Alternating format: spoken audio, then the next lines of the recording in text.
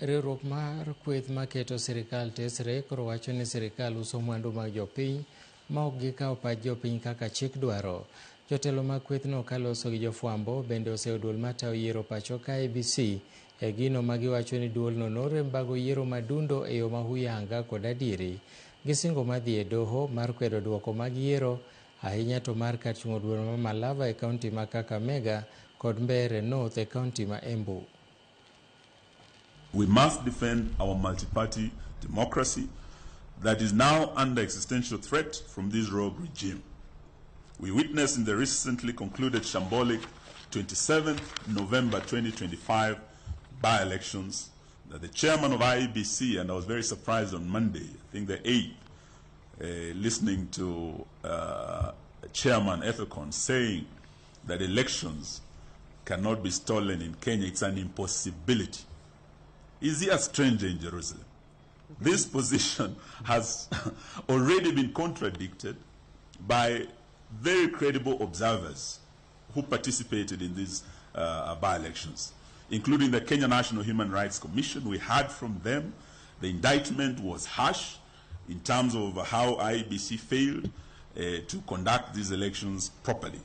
The problem of Kenya is disregard of the rule of law.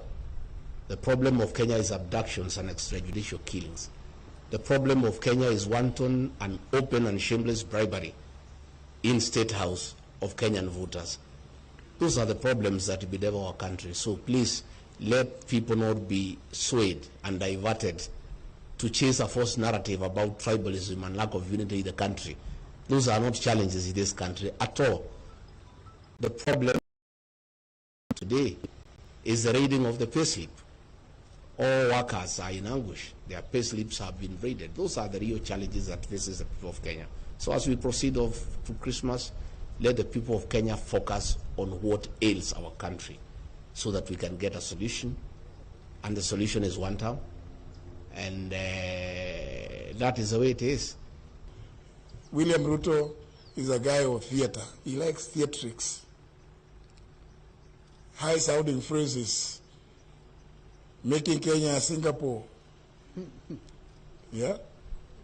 How do you make Kenya Singapore when corruption is the order of the day?